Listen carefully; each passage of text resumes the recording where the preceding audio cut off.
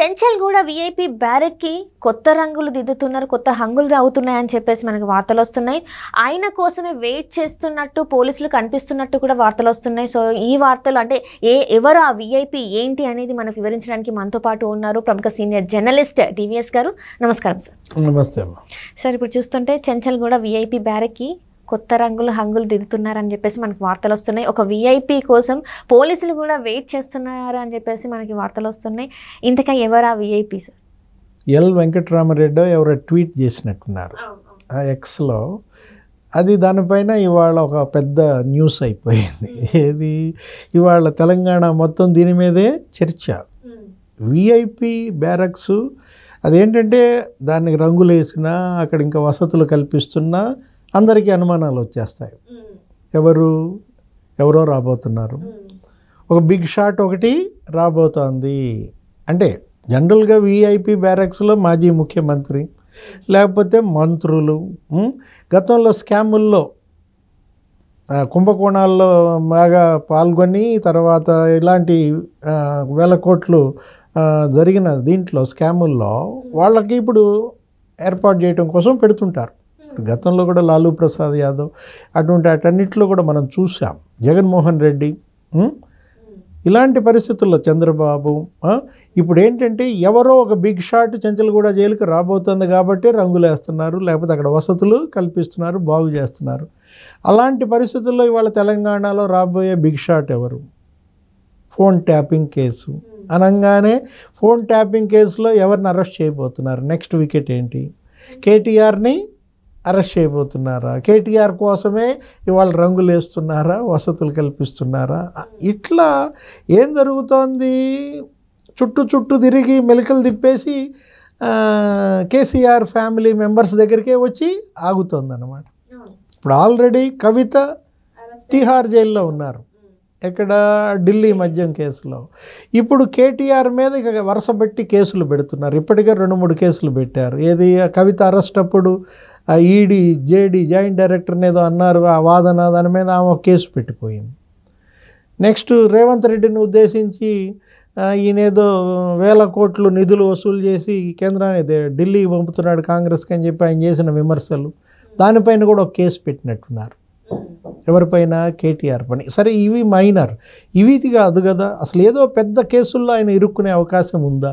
అందుకోసమే ఇవన్నీ రెడీ చేస్తున్నారా అనే ఒక వదంతులు అంటామా, చర్చలు అంటామా, మొత్తానికి మసాలా ఇవాళ ప్రజల్లోకి బలంగా వెళ్తారు. అంటే గత 2 రోజుల నుంచి చూస్తుంటే సార్, కేటీఆర్ పేరే బాగా ప్రముఖంగా వినిపిస్తుంది. కేటీఆర్ చెప్పడం వల్లనే వీళ్ళందరూ ఫోన్ ట్యాపింగ్లో ఉన్నారు.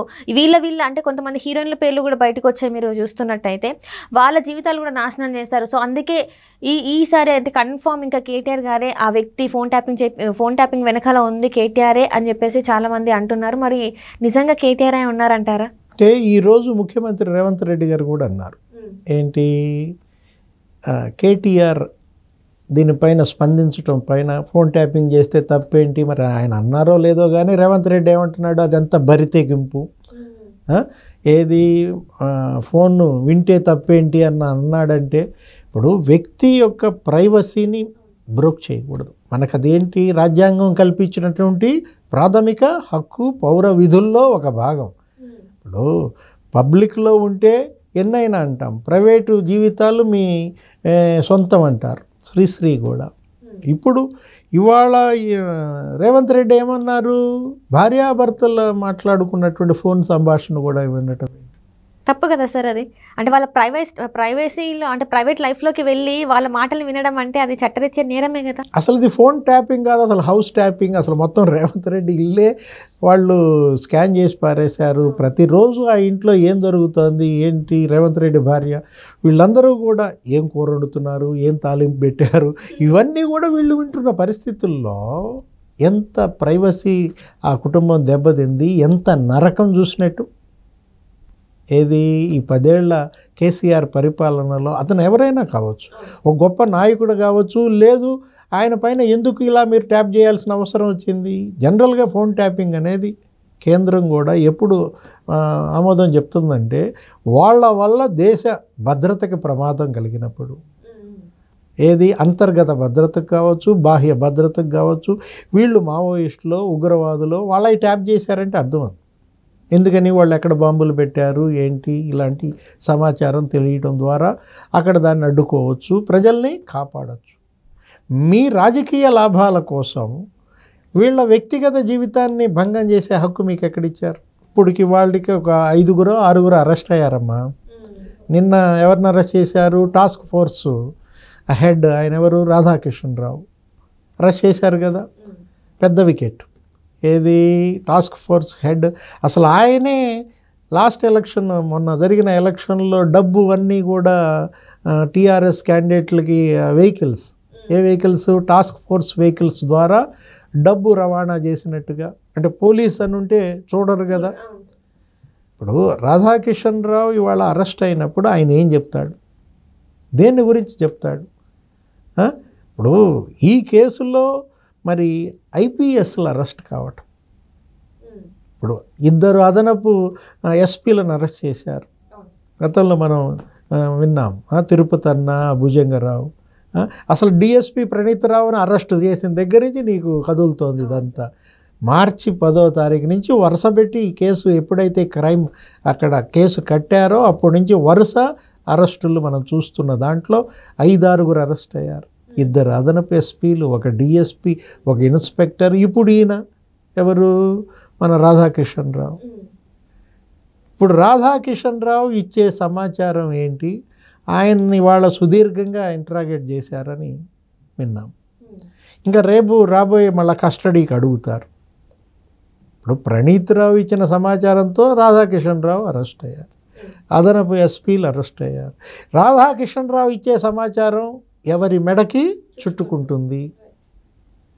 ఇక జనం ఏమనుకుంటారు? కేటీఆర్ ఈ విధంగా కానిస్తున్నారు. అంటే సోషల్ మీడియాలో కూడా ఆయన పేరే వినిపిస్తుంది కదా. దీనికి అందుకోసమే ఈ విఐపి బ్యారక్ సిద్ధం చేశారని కూడా వీళ్ళకి చిలవలు పలవలుగా చెప్పుకుంటున్న పరిస్థితుల్లో ఎలా కేసీఆర్ కుటుంబం, మాజీ ముఖ్యమంత్రి కుటుంబం ఈ పరిస్థితి వస్తుందని ఎవరన్నా ఊహించారా?